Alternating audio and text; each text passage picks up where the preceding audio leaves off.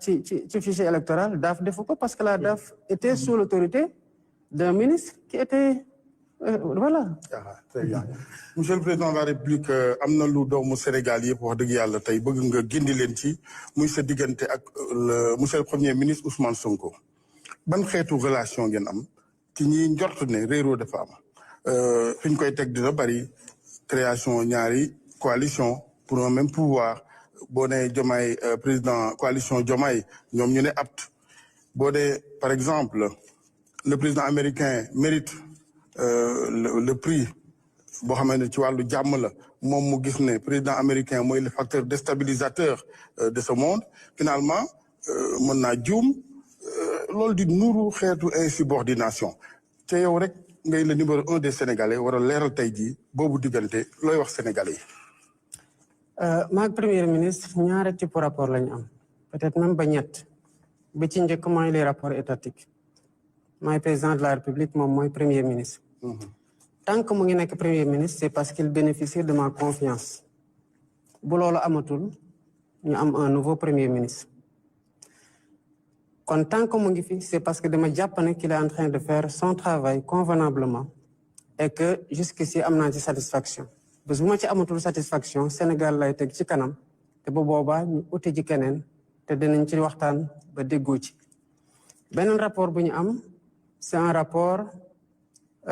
xamante boobu dugguñ ci politique mbirum famille dugg ci biir ci kaw turandoo mu ngi fi turandoo yaayam a ngi fi mu am fu ñuy jaar ci lu bari am ay waxtaan yu ñu am depuis bientôt lu ëpp 10 ans à 15 ans ba jàpp naa ne ñun bu ñu amee woroo duma ko yedd ci biti lépp loo xamante ne réeroo la ci yenn gis-gis yi te loolu maag moom je pense que du lu bees ci ñu xam man dinaa ko woo fi ma ko war a woo yedd ko fa ni ma ko war a yeddee te du doon ci biti kon divergence yooyu bu amee ñu ngi koy gérer ci nuñ ko war a gérer loolu nag ci relation bu nekk la am te lu ñu war a mën a concevoir la tamit que ay nit di waroo gis-gis mais am intelligence su gérer ces divergences là sous ce rapport là tamit amul problème li ci des c'est une relation politique ñu bokk ci parti évoluer vers une coalition te coalition du lu bees ci suñu trajectoire Pastef mosul demal boppam moom kese ci élection 2017 ñu ngi demee ndawi askan wi 2019 ñu ngi demee jot na 2022 ñu ngi demee yeewu askan wi ñaari yoon ci local yi ak ci législative yi 2024 ñu ngi demee coalition Diomaye président coalition nag électorale modalité de conquête de pouvoir la woon mayoon nañu plus fort reste en 2017 may ñu ay mairie may ñu plus de voix à la présidentielle de 2019 may ñu ay mairie en 2022 may ñu des députés yu am solo ci assemblée en 2022 jox ñu pouvoir en 2024 kon lu ñuy jàppoon noonu ba tollu fi du loo xamante ne dañ koy bàyyi moo tax bu ñu amee ay coalition warul bett kenn parce que loolu mooy ADN bi maintenant coalition électorale bu demee ba gagné day muter tamp en coalition de gouvernance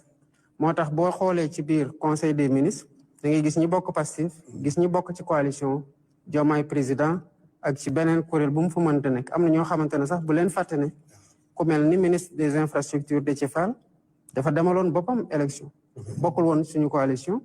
te pourtant mu ngi liggéey ak ñun kon am na ñeneen ñoo xamante ne xëy na demoon nañ ci yeneen coalition ëllëg mën na ñëw ñu mën a ñëw bokk ci liggéey gi parce que liñ ciy xool rek mooy kii ci lu ñu soxla naka la mën a jëriñee Sénégal en définitive c'est le plus important. Ok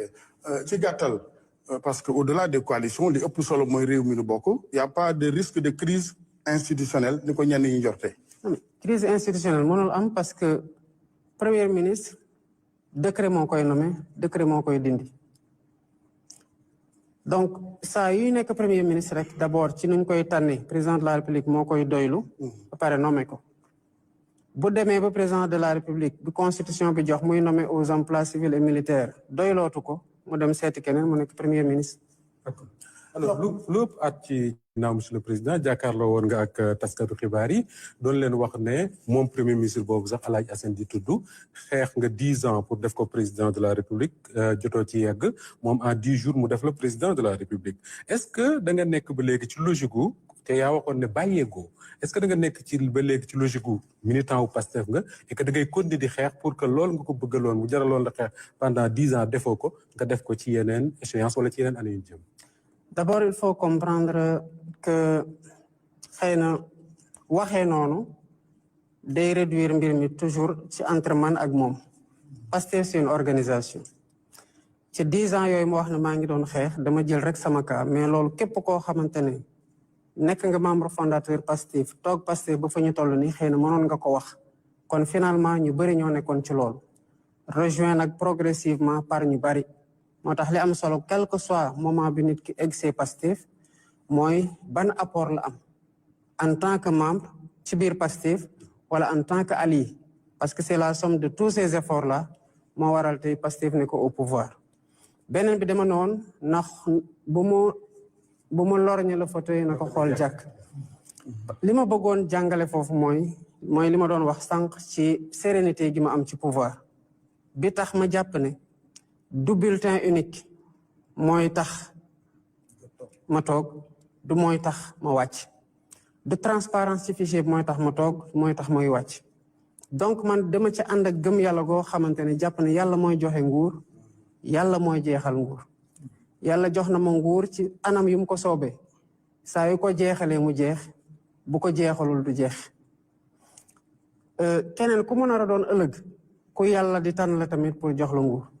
maintenant nañ ko xool loolu effectivement c'est pour que nit ñi xam ne que nekku fi di ma gêner comme quelqu'un koo xam ne dañuy ne attention premier ministre mu ngi loolu ñu fauteuil ñu naan coup d'état rampant coup d'état de bu mu andi genre manque de sérénité ci pouvoir bi je ne suis pas dans ça effectivement nag pouvoir bi ñuy def les statuts de Pastef te dinaa ñëwaat léegi ci histoire Pastef dañoo bind ne dañoo bëgg a conquérir le pouvoir par les voies démocratiques conquérir nañu le pouvoir dañ ko bëgg a conserver moo tax ñu wax ne fii ak 50 ans Pastef moo war a toog 50 ans yooyu man du ma fi toog kon fokk mu nekk keneen ci biir Pastef mën na doon moom mën na doon keneen ci biir Pastef wala keneen en tout cas ci suñu bëgg-bëgg gannaaw ndogalu yàlla kon tant que je serai un militant de Pastef su ma fiy jógee ki nga xamante ne moom la parti bi tànn kooku lay jàppale te bu dee moom lay jàppale bu fekkee ne en tout cas ñu ngi ci perspective wu man jeexal na damay dem mënatuma dem parti bu war a tànn kenn beneen bi mooy sama histoire ci biir Pastef Moustapha ce parti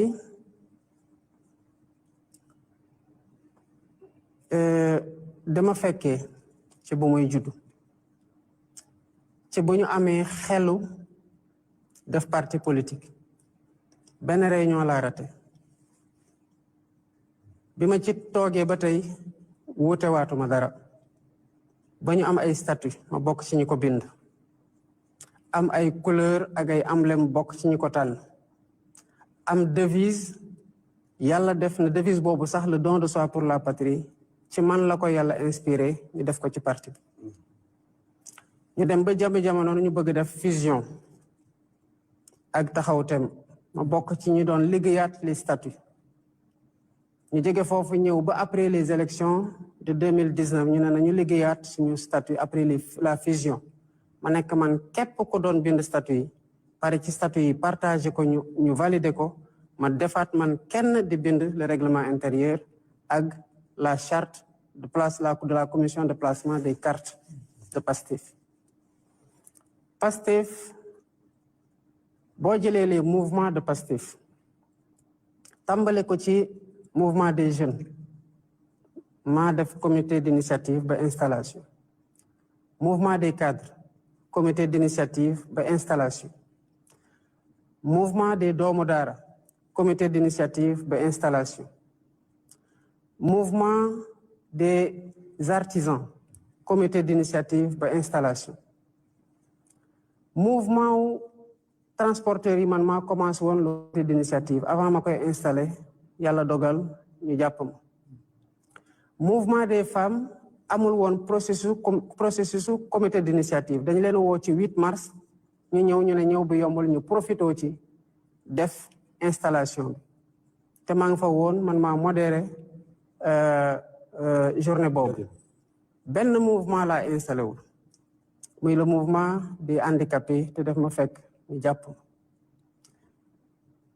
amul benn programme boo xam ne mosul sotti ci biir Pastef bu ma dugalul sama loxo bu coordonnateur départemental yu ñëwee fii di ndogu si ku ma nuyu jaar naa sa loxo jaar naa sa tur te au delà de yow xam naa ñan ngay liggéeyal ci fi nga nekk kon sa parti je l'ai bâti de ma main en toute humilité ànd ci ak les patriotes à tous les étages du buñ may jàngal waaye yàlla def na ñu xeex ci bu ñuy def l'assemblée générale de Pastef dafa ko université mottali ko ay étudiants man la yàlla dogal ñu nee ma Diomaye defal la feuille de route du comité de pilotage provisoire janvier 2014 décembre 2014 la ñu waroon dem congrès maa ko def man kese maa ko présenté man kese ñu ne parti bi dañu am déficit de notoriété parce que 2012 amoon na ay candidats yu am dara te dañuy renforcer wu fii ak 2019 te il faut que ñu dable ñu ne nañu bâtir parti bi autour d'un individu d'une personnalité ñu jox ko président Ousmane Sonko mu def ci liggéey ju mat mucc ayib am ci mérite particulier mat liñ ko doon doy il faut reconnaître à chacun son mérite Pastef nag dem nañu ba jëmi jamono parce que maa ngi fàttaliku bu ñuy def la présentation du livre Solution pour un Sénégal nouveau man mii lañ tegoon ci sama loxo l'organisation de cette cérémonie de bout en bout ma ànd ceeg ñoom El Malick ak ñeneen pour ñu motali ko dañu dem ba dem 2019 ak graduation bi di dem 2018 gars yi commencé tamit bëgg a andi personnification parce que boobu fekk ne leader bi amoon déficit de notoriété mu ngi commencé jël envergure gu mag waaye mu doon ko lucide mu waxoon ne Sénégal soxlawul Messi soxlawul tamit héros soxlawul yonent soxlawul héros lu mu soxla mooy une masse critique de citoyens qui sont conscients des enjeux tout le temps dama ko doon tooñ ne ko yow daal saa yoo defee dara rek foog ma mattali ko masse critique de citoyens bu conscient des enjeux doyul bu ñu amul le courage d'agir en tant que masse critique moo tax dama ko doon yokkal tout le temps une masse critique de citoyens conscients des enjeux mais qui ont le courage d'agir kon à son corps défendant Ousmane mosul gëm messianisme mosul gëm mbirum guide encore moins guide d'une quelconque révolution Pastef ci trajectoire bu muy jël nii bu ci waa Pastef jógul dina yàqu lu tax nga foog ne dina yàqu parce que bu ngeen fàttalikoo bu ñu leen waxee ne le projet Pastef rek ngeen di xalaat te le projet da doon ñëw en complément de le Sénégal n'a pas besoin de Messi ni de héros mais d'une masse critique de citoyens parce que dañu bëggoon distinguer tout le temps le projet qui devait être dépersonnifié du leader qui l'a incarné à un moment T quel que soit son mérite et quel que soit njàmbarte moo tax ñu doon réorienter tout le temps les militants vers l'essentiel et l'essentiel c'est le projet parce que nit la kenn xamul ci ñun fan la sa bakkan yi te li projet bi nii buy dem ci 50 ans ça signifie que war nañu transcender ñun ñu nekk ci génération actuelle bi dem au-delà de cette génération loolu mënuñu ko tabax autour d'une personnification outrancière du projet authenticité au Pastef mooy loolu mooy la délibération mooy la contradiction mooy le choix démocratique man j'ai été souvent mis en minorité comme on m'a souvent rejoint dans mon analyse et dans mes positions mais saa yu ñu mosaana wax ne d'accord ñu ak Diomaye majorité bi fii la basculer ñaar laa ko wax te mos naa ko wax ci benn émission du benn di ñaar mooy loyauté au leader, fidélité à la ligne du parti et au projet te projet boobu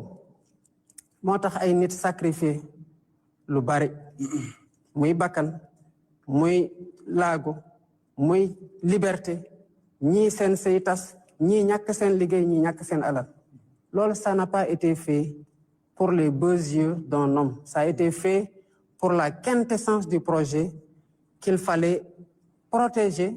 à travers la personne qui l'a incarné. Mais on doit toujours tenir à distinguer le projet des différentes personnes qui l'ont incarné. La preuve, moi j'ai été un secrétaire général. Avant d'être secrétaire général, j'ai été coordinateur du mouvement des cadres. Avant d'être coordinateur du mouvement des cadres, je n'ai pas occupé de fonction. Mais bi ma occupé de fonction bi yëpp ku ne xam na sama liggéey la woon parce que tous les mouvements yi ma la wax ni man maa ko installé bi ma koy installé je n'avais aucune fonction dans le parti ci lu ëpp jusqu'en septembre 2018 date de l'installation du mouvement des cadres. Kon les mouvements yi ñu installé avant les jeunes les enseignants les femmes bi ma koy installé di ko initier et jusqu'au mouvement des cadres je n'avais pas de fonction. Mais tey nekkatuma secrétaire général et ce rôle-là doit être continué ëllëg tel que suñu statut yi duñ ko waxee ni bu yàlla dogaloon Sonko nekk comment ça s'appelle président de la République en fait dafay décharger wu de ses fonctions de président du parti bu boobaa le parti devra se choisir un président qui doit avoir la même stature ba pare incarner le projet kon les cadres qui comprennent cette logique, cette authenticité de Pastef. Les militants de tous bords, ça a sonné, même en 2020, bu ñu doon def l'Assemblée générale anniversaire, dañu waxoon ne ku ñuy sargal mooy les militants inconnus. Gis nga boo duggee fii di nga fa gis ay xar kanamu nit ñoo xamante ne dañoo wàcc liggéey ci projet bi. ñu bëri ci responsable Pastef yi koo ci laaj mu sital le tour léegi-léegi boo mooy tudd la jaaral ci benn tour. Il a fallu que ñooñu wàcc liggéey ci waar wa ñu door di xam ndekete ñii pare woon nañu pour joxe seen bakkan kon kooku bu amee ku am mérite le principal mooy ñi ci ñàkk seen bakkan ñoo gën a méritant parce que joxe nañu lu kenn joxul ñi ci tegu mooy ñi nga xamante ne dem nañu ba seen cër dagg ci muy loxo muy tànk wala ñu seen bët tuuru ci te ñu continuer di gëm xeex bi di gëm projet bi gis nga ko bokkal ci ñaari catégorie gi xamal ne yaa ngi ci gannaaw te kon am na lu la fett ci kaw mooy lan moo taxoon sénégalais yi di xeex ñëw jàppale ñu ba ñu jël pouvoir bi c'est parce qu'ils croyaient en un idéal c'est cet idéal-là qui doit triompher devant toutes les ambitions personnelles tant qu'elles ne sont pas alignées à ce projet te loolu c'est le défi de Pastef que les gens de Pastef doivent défendre pour que le parti garde son authenticité. Monsieur le Président foofu laa bëggoon laaj kon comme yaa ngi considéré wu comme membre de Pastef toujours léegi lu tax nga jàpp ci coalition Diomaye président. ngor wax naa ko dañu amoon gàllankoor bi mooy dañoo ñëw ba élection di waaju jot ñu gis ne que nu muy continuer nii bu continuer boo moytul dinañ gàllankoor suñu leader te liggéeyoon nañ fi loo xam ne mën nañ ci jël nguur ñu ne ala kulli xaal il faut au moins mu am ku dem ñu évaluer notre action mais ci loolu bi ma nekkee kaso ñu jël stratégie ñu bëri mën a jël fiche de parrainage xam naa ne sax bu boobu bu fekkoon ne ñu ne nañuy dugal caution ku ne kon boo moytul ñëpp duñu am fiche de waaye ñu lijjanti ay avant parrainage bi ay récépissé yu bari li njëkk a am mooy man kaso laa nekkoon ñi fa nekkoon ci biti ñoo njëkk a jël les récépissés yi jeex amoon récépissé comme ku mel ne El Malick am na lu ko manqué loon ci récépissé loolu beneen wax la toujours est-il que Amadou Ba est allé voir Déthié Diouf de Vision pour ñu mën a récupérer d'abord dans un premier temps une fiche de parrainage ensuite ñu ne benn récépissé dafa cate ak fi dëkk bi toll ak ñu nuy war a sàmmee suñu chance pour mën a participer mu am ñu dem seeti Abdoulaye Fall Mao am ñu dem seeti doyen Adama Seck ñu abal ñu ay récépissé ñu mujjee jël ñaari récépissé yooyu tabaxee ko coalition donc récépissé de ci Diouf lañ jëlee fiche mais ñaari récépissé yii la ñu tabaxee coalition. kon ki ñu andil récépissé ba tax ñu am fiche ak ku tax ñu tabax coalition bu mën a bokk kooku kenn mënu leen ëpp mérite. parce que sans ces gens-là je n'aurais jamais participé à une élection te élection boo participé doo ko gañ. maintenant ànd nañu ak ñoom comme ni ma ko waxee ci biir Pastef dañu waxoon peu importe moment bi nit ki egsi mais lan mooy apportam. wax naa la sànq ku mel ni Déthié Fall dañoo dem uti mu dem uti mu am lu ko yàlla jox ci élection yi am lu mu ñu jox mais ñu dem ba ca kanam ñu ne ko ñëwal ñu bokk liggéey bi. kon boo mënee ànd ak koo xamante ne bi ngay ut moom day utal boppam nga war a mën a ànd ak koo xamante ne bi ngay ut daf la doon utle. coalition bii nii tabaxuma ko noonu lañ ko tabaxee ñu déverser ñeneen ñi bu ngeen xoolee sax am na des partenaires traditionnels ku mel ni Cheikh Tidiane Dièye qui a battu campagne ba à un moment donné mu arrêté. ku mel ni Habib Sy qui a battu campagne ba à un moment donné mu arrêté. ñii nga xamante ne nag damaa génn kaso ñëw fekk leen ñu doon xeex pour report bañ a am ca taxawaay gu mucc ayib boobu mënalu ma sama bopp dara ñu jóge ci ma génn kaso ñu ànd ak man dem mobiliser seen base mobiliser seen mbokk mobiliser seen discours sonn ci jël seen alal dugal man bu ma faloo mënuma leen fàtte kon ngor moo ma bàyyi ak ñoom bu demee nag ba ñu am waroo ci gis-gis comme nu muy amee ci biir Pastef nous ne sommes pas tous d'accord nous n'avons jamais été d'accord sur tout am na ñoo xamante ne ci biir Pastef duñu jaaroo taal mais taxul ñu tas Pastef kon la coalition avec laquelle nous sommes arrivés au pouvoir man mënuma ko wan gannaaw parce que loolu day doon gore de ci man te mënuma ko loolu moo ma tax ma jàpp ci coalition bi y a pas d'autre amul beneen explication bu dul boobu.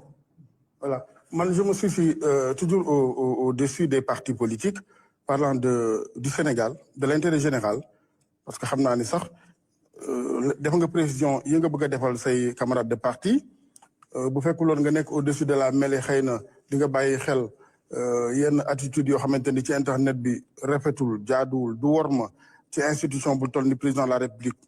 ñenn ñi di ci waxee nen ni ci loo xam ni bir na ku ne ni un président bu ko bëggee faj ko ci saa si mais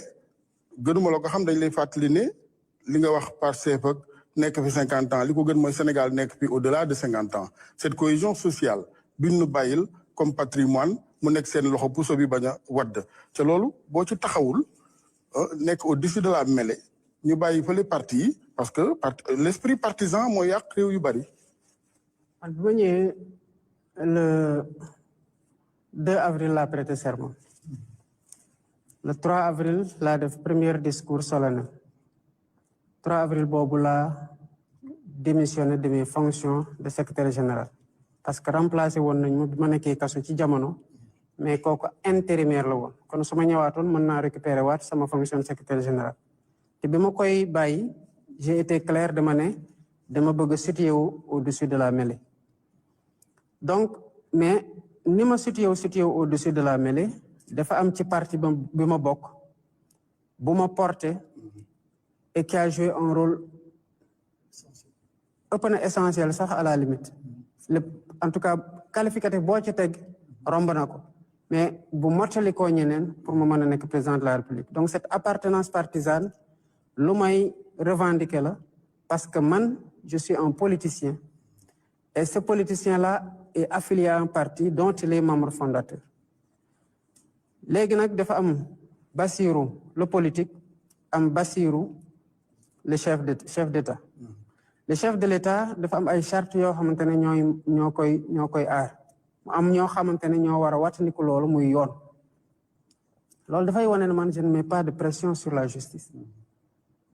je ne mets pas de pression sur la justice li ñuy wax ci lu bari du lu may dégg parce que nekkuma ci réseau yi di xool lan la diw wax lan la diw waxul li ma jàpp mooy ñu tànn teg leen fi ñu leen teg mate nañ seen liggéey et que bu ñu gisee loo xamante ne jaaduwul la lu waroog war ma gi war ci man dinañ def seen liggéey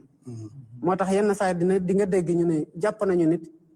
pour offense au chef de l'État ñu jàpp na sax chef de l'État dégg na ko fekk na chef de l'État déggu ko mais dafa am ñuy wattandiku war ma gi ci war pour préserver la fonction loolu kese moo am maintenant man wax la yàlla yëkkati na ma ci niveau boo xam ne jombale naa sama bopp di wàccaat di nekk ci règlement de compte contre qui que ce soit du doomu aadama du organisation kon nekk au-dessus de la mêlée boobu foog naa ne bu amee kenn ku ko incarné ci dimension bi moo incarné mosul am ci 25 dernières années yi wala lu ko wees ci biir Sénégal te ci noonu laa fas yéene tamit wéy. Monsieur le Président yaa ngi wax ne Pastef mën na fi nekk 50 ans est-ce que sa digganteeg Ousmane Sonko dafa amul fa amoon ci diggante pacte wala dara. non amul benn pacte sama digganteeg Ousmane mënul am sax pacte en réalité parce que pacte bi dafay bu amoon dafay lalu ci loo xamante ne manque de respect la et de considération ak bañ a wàccoo ak charte yoo xamante ne ñooñu tënk d'abord par rapport au parti